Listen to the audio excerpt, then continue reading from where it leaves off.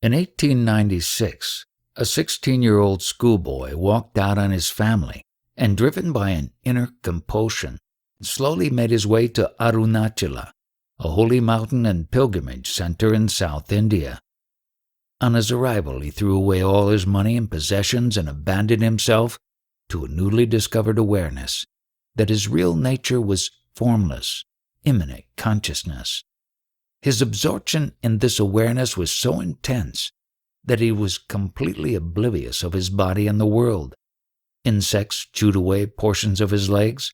His body wasted away because he was rarely conscious enough to eat, and his hair and fingernails grew to unmanageable lengths. After 2 or 3 years in this state, he began a slow return to physical normality, a process that was not finally completed for several years. His awareness of himself as consciousness was unaffected by this physical transition, and it remained continuous and undimmed for the rest of his life. In Hindu parlance, he had realized the self. That is to say, he had realized by direct experience that nothing existed apart from an indivisible and universal consciousness which was experienced in its unmanifest form as beingness or awareness, and in its manifest form as the appearance of the universe. Normally, this awareness is only generated after a long and arduous period of spiritual practice, but in this case it happened spontaneously, without prior effort or desire. Venkataraman, the 16-year-old schoolboy, was alone in an upstairs room of his uncle's house in Madurai, near the southern tip of India, when he was suddenly gripped by an intense fear of death.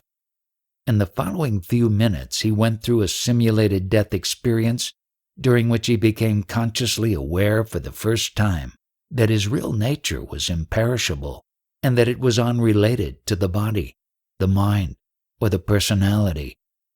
Many people have reported similar unexpected experiences, but they are almost invariably temporary. In Venkataraman's case, the experience was permanent and irreversible. From that time on, his consciousness of being an individual person ceased to exist, and it never functioned in him again. Venkataraman told no one about his experience, and for 6 weeks he kept up the appearance of being an ordinary schoolboy. However, he found it an increasingly difficult posture to maintain, and at the end of this 6-week period he abandoned his family and went directly to the holy mountain of Arunachala. The choice of Arunachala was far from random. Throughout his brief life he had always associated the name of Arunachala with God, and it was a major revelation to him when he discovered that it was not some heavenly realm, but a tangible, earthly entity. The mountain itself had long been regarded by Hindus as the manifestation of Shiva, a Hindu god, and in later years Venkataraman often said that it was the spiritual power of Arunachala which had brought about his self-realization. His love for the mountain was so great that from the day he arrived in 1896 until his death in 1950, he could never be persuaded to go more than 2 miles away from its base. After a few years of living on its slopes, his inner awareness began to manifest as an outer spiritual radiance. This radiance attracted a small circle of followers, and although he remained silent for most of the time, he embarked upon a teaching career. One of his earliest followers, impressed by the evident saintliness and wisdom of the young man, decided to rename him Bhagavan Sri Ramana Maharshi. Bhagavan means Lord or God. Sri is an Indian honorific title. Ramana is a contraction of Venkataraman, and Maharshi means great seer in Sanskrit. The name found favor with his other followers, and it soon became the title by which he became known to the world. At this stage of his life, Sri Ramana was speaking very little, and so his teachings were transmitted in an unusual fashion. Instead of giving out verbal instructions, he constantly animated a silent force or power, which stilled the minds of those who were attuned to it, and occasionally even gave them a direct experience of the state that he himself was perpetually immersed in. In later years, he became more willing to give out verbal teachings, but even then, the silent teachings were always available to those who were able to make good use of them. Throughout his life, Sri Ramana insisted that this silent flow of power represented his teachings in their most direct and concentrated form. The importance he attached to this is indicated by his frequent statements to the effect that his verbal teachings were only given out to those who were unable to understand his silence. As the years passed, he became more and more famous. A community grew up around him, thousands of visitors flocked to see him, and for the last 20 years of his life, he was widely regarded as India's most popular and revered holy man. Some of these thousands were attracted by the peace they felt in his presence, others by the authoritative way in which he guided spiritual seekers and interpreted religious teachings, and some merely came to tell him their problems. Whatever their reasons for coming, almost everyone who came in contact with him was impressed by his simplicity and his humbleness. He made himself available to visitors 24 hours a day by living and sleeping in a communal hall which was always accessible to everyone, and his only private possessions were a loincloth, a water pot, and a walking stick. Although he was worshipped by thousands as a living god, he refused to allow anyone to treat him as a special person, and he always refused to accept anything which could not be shared equally by everyone in his ashram. He shared in the communal work, and for many years he rose at 3 a.m. in order to prepare food for the residents of the ashram. His sense of equality was legendary. When visitors came to see him, it made no difference whether they were VIPs, peasants, or animals. They would all be treated with equal respect and consideration. His egalitarian concern even extended to the local trees. He discouraged his followers from picking flowers or leaves off them, and he tried to ensure that whenever fruit was taken from the ashram trees, it was always done in such a way that the tree only suffered a minimum amount of pain. Throughout this period, 1925 to 1950, the center of ashram life was a small hall where Sri Ramana lived, slept, and held court.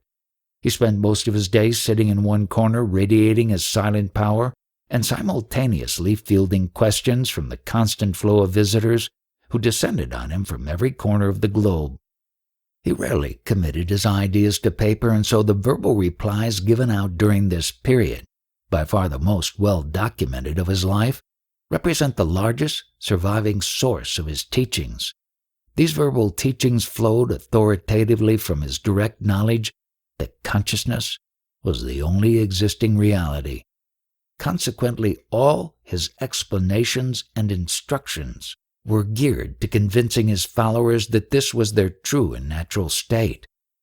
Few of his followers were capable of assimilating this truth in its highest and most undiluted form, and so he often adapted his teachings to conform to the limited understanding of the people who came to him for advice.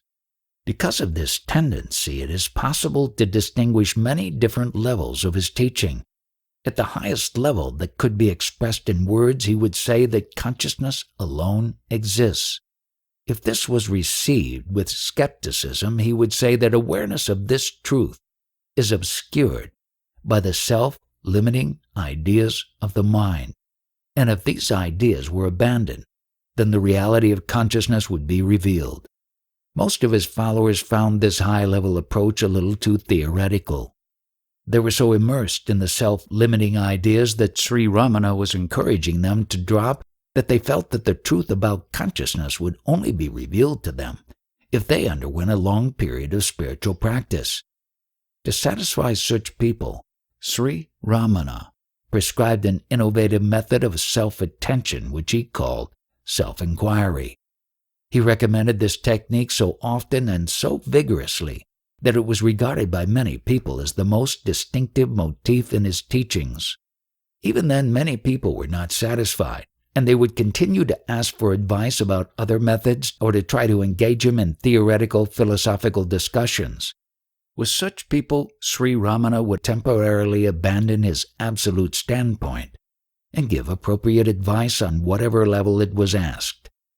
If he appeared on these occasions to accept and endorse many of the misconceptions which his visitors had about themselves, it was only to draw their attention to some aspect of his teachings that he felt would help them to better understand his real views. Inevitably, this policy of modifying his teachings to meet the needs of different people led to many contradictions. He might, for example, tell one person that the individual self is non-existent, and then turn to another person and give a detailed description of how the individual self functions, accumulates karma, and reincarnates. It is possible for an observer to say that such opposing statements may both be true when seen from different standpoints, but the former statement clearly has more validity when it is viewed from the absolute standpoint of Sri Ramana's experience. This standpoint, summarized by his statement that consciousness alone exists, is ultimately the only yardstick by which one can realistically assess the relative truth of his widely differing and contradictory statements. To whatever extent his other statements deviate from this, it may be assumed that to that extent they are dilutions of the truth. Bearing this in mind, I have tried to arrange the material in this book in such a way that his highest teachings come first and his least important or most diluted ones last. The only exception is the chapter in which he talks about his silent teachings. It ought to be somewhere near the beginning, but I found it more expedient for a variety of reasons to fit it into a section about halfway through the book. I decided on this overall structure for two reasons. Firstly, it gives the reader a chance to gauge the relative importance of various ideas presented. And secondly, and more importantly, it was Sri Ramana's own preferred method of teaching. When visitors came to see him, he would always try to convince them of the truth of his higher teachings, and only if they seemed unwilling to accept them would he tone down his answers and speak from a more relative level. The teachings have been presented in the form of a series of questions and answers in which Sri Ramana outlines his views on various subjects. Each chapter is devoted to a different topic, and each topic is prefaced by a few introductory or explanatory remarks. The questions and answers, which form the bulk of each chapter, have been taken from many sources and assembled in such a way that they give the appearance of being a continuous conversation. I was forced to adopt this method because there are no continuous, lengthy conversations available which cover the full spectrum of his views on any particular subject. For those who are interested, the sources of the quotations which make up the conversations are listed at the end of the book. Sri Ramana usually answered questions in one of the three vernacular languages of South India, Tamil, Telugu, and Malayalam. No tape recordings were ever made, and most of his answers were hurriedly written down in English by official interpreters. Because some of the interpreters were not completely fluent in English, some of the transcriptions were either ungrammatical or written in a kind of stilted English which occasionally made Sri Ramana sound like a pompous Victorian.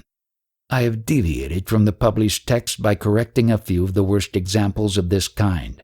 In such cases, the meaning has not been tampered with, only the mode of expression. I have also contracted some of the questions and answers in order to eliminate material which digressed too far from the subject under discussion. Visions and psychic powers. Meditation sometimes brings about spectacular side effects. Visions of gods may appear, and occasionally supernatural powers such as clairvoyance and telepathy are developed. Both of these effects can be deliberately produced. Concentration on a mental image will sometimes result in visions, particularly if the concentration is done with devotion, or if there is a strong desire for the visions to appear. Psychic powers, siddhis, may also be attained by special yogic exercises. Patanjali's Yoga Sutras, the classic text on yoga, lists several exercises which accelerate the development of the 8 siddhis, ranging from invisibility to walking on water. Sri Ramana discouraged his devotees from deliberately pursuing either visions or siddhis. by pointing out that they were products of the mind which might impede rather than facilitate self-realization.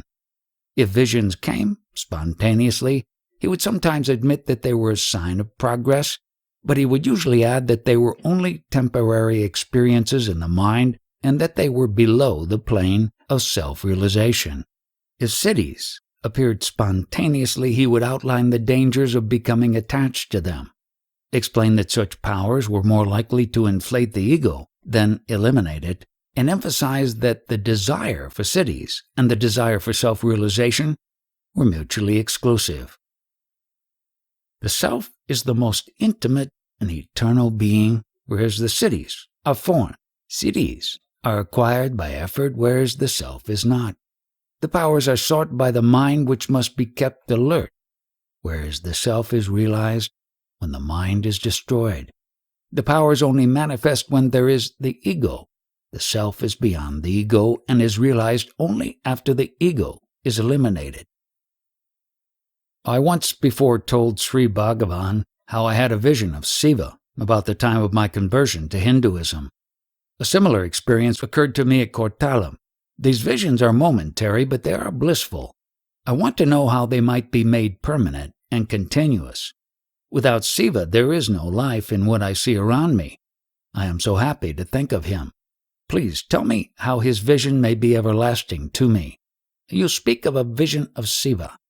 Vision is always of an object. That implies the existence of a subject. The value of the vision is the same as that of the seer. That is to say, the nature of the vision is on the same plane as that of the seer. Appearance implies disappearance also. Whatever appears must also disappear. A vision can never be eternal, but Siva is eternal. The vision implies the seer. The seer cannot deny the existence of the self. There is no moment when the self as consciousness does not exist, nor can the seer remain apart from consciousness. This consciousness is the eternal being and the only being. The seer cannot see himself. Does he deny his existence because he cannot see himself with the eyes as in a vision? No, so pratyaksha, direct experience, does not mean seeing, but being. To be is to realize. Hence, I am that I am. I am is Siva. Nothing else can be without him. Everything has its being in Siva, and because of Siva. Therefore inquire, who am I? Sink deep within and abide as the self. That is Siva as being. Do not expect to have visions of him repeated. What is the difference between the objects you see and Siva? He is both the subject and the object. You cannot be without Siva because Siva is always realized here and now. If you think that you have not realized him, it is wrong. This is the obstacle for realizing Siva.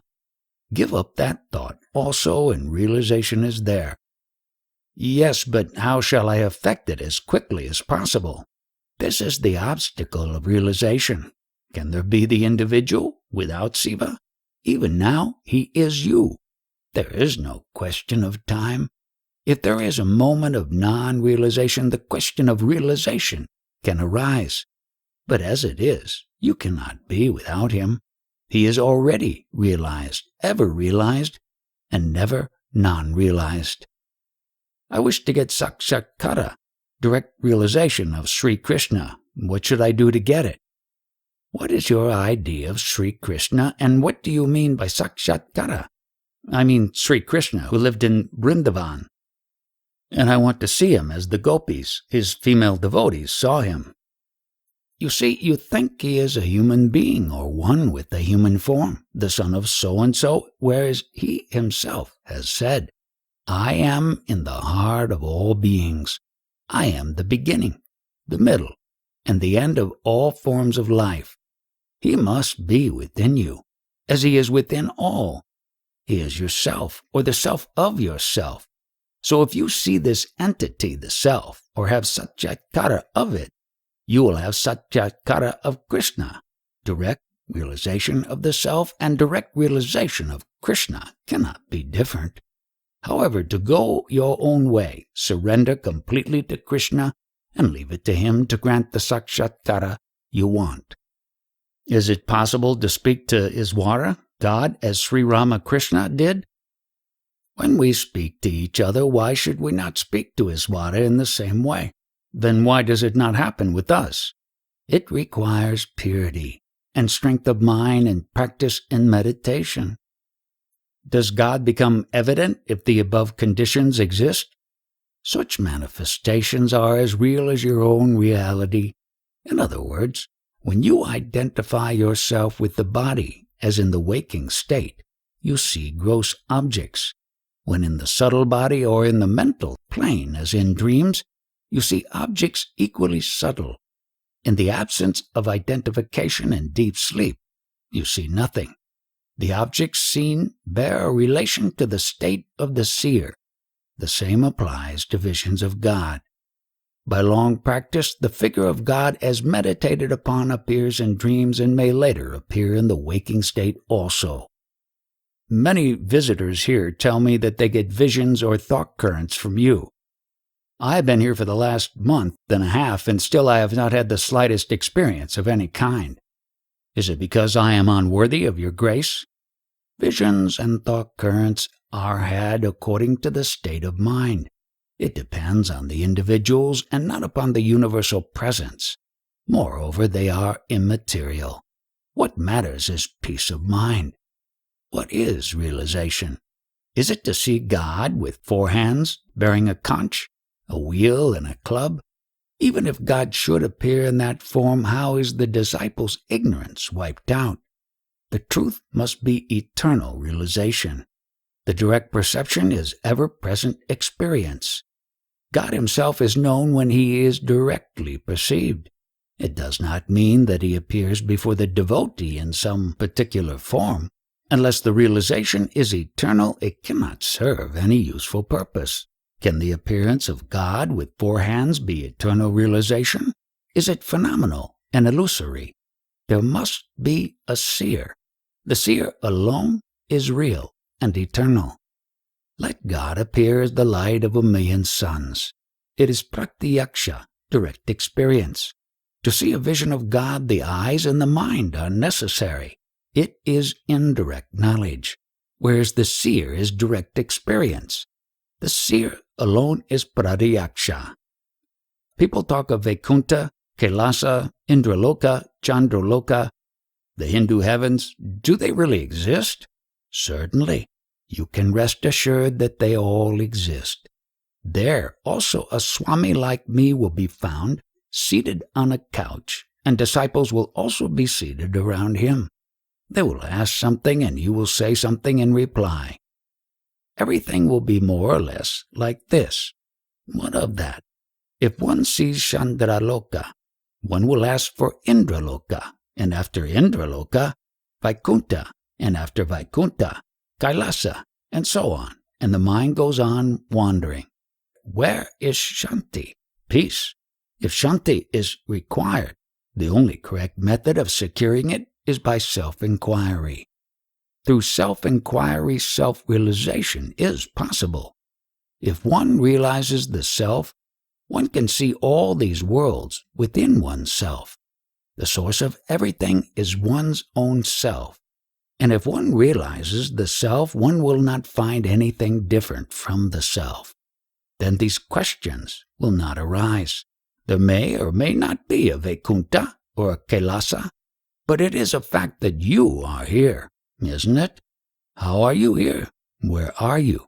After you know about these things, you can think of all those worlds. Are the cities mentioned in Patanjali's sutras true or only his dream? He who is Brahman or the self will not value those cities. Patanjali himself says that they are all exercised with the mind and that they impede self-realization. What about the powers of so-called supermen? Whether powers are high or low, whether of the mind or of a supermind, they exist only with reference to the one who has the power. Find out who that is.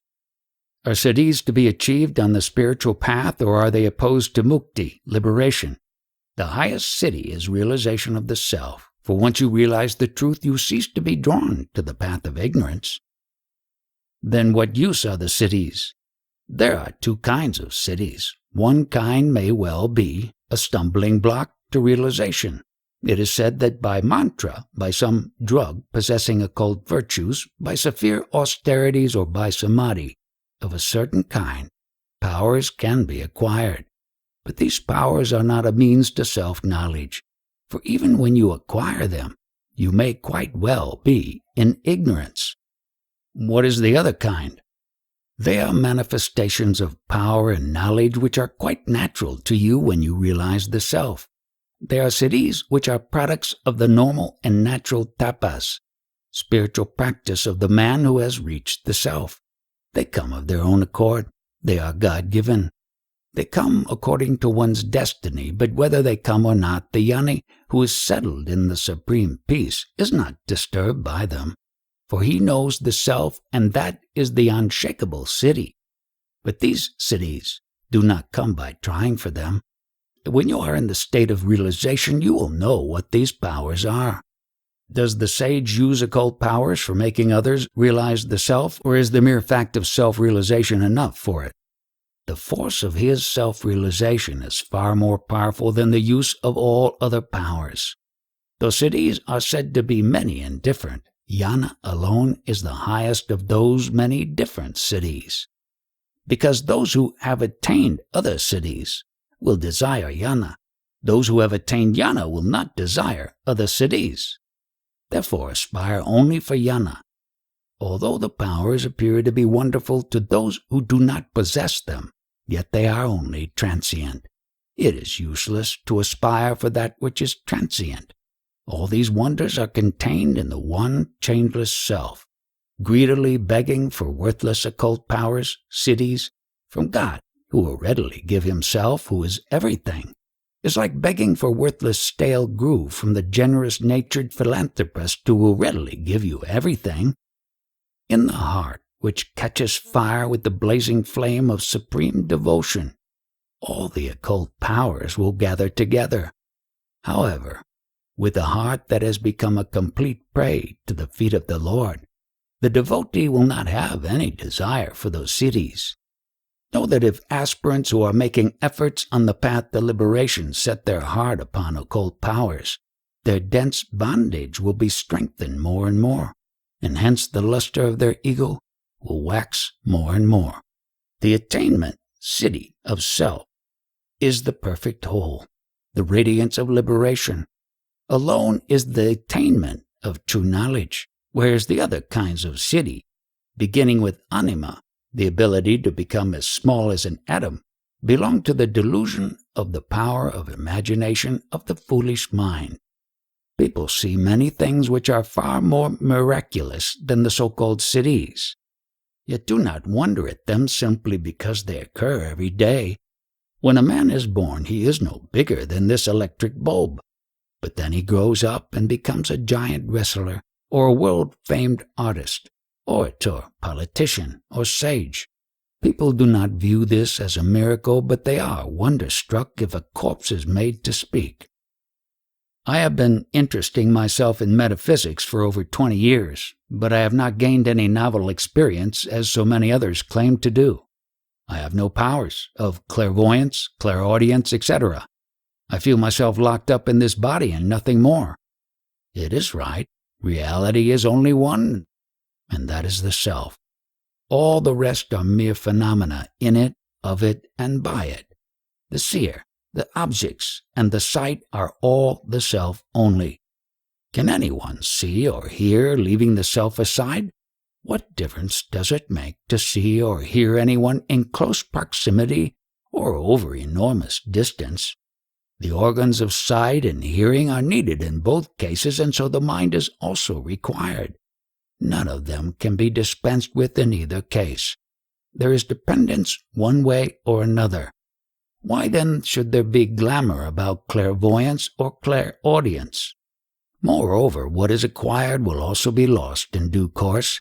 They can never be permanent.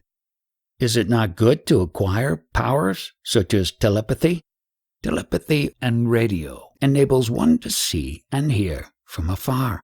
They are all the same, hearing and seeing. Whether one hears from near or far does not make any difference to the one who hears. The fundamental factor is the hearer, the subject. Without the hearer or the seer, there can be no hearing or seeing. The latter are the functions of the mind. The occult powers, siddhis, are therefore only in the mind. They are not natural to the self. That which is not natural but acquired cannot be permanent, and is not worth striving for. These siddhis denote extended powers. A man is possessed of limited powers and is miserable. Because of this, he wants to expand his powers so that he may be happy. But consider if it will be so. If with limited perceptions one is miserable, with extended perceptions the misery must increase proportionately. Occult powers will not bring happiness to anyone, but will make one all the more miserable. Moreover, what are these powers for? The would-be occultist, siddha, desires to display the siddhis so that others may appreciate him. He seeks appreciation, and if it is not forthcoming, he will not be happy. There must be others to appreciate him. He may even find another possessor of higher powers. That will cause jealousy and breed unhappiness. What is the real power? Is it to increase prosperity or bring about peace? That which results in peace is the highest perfection, siddhi,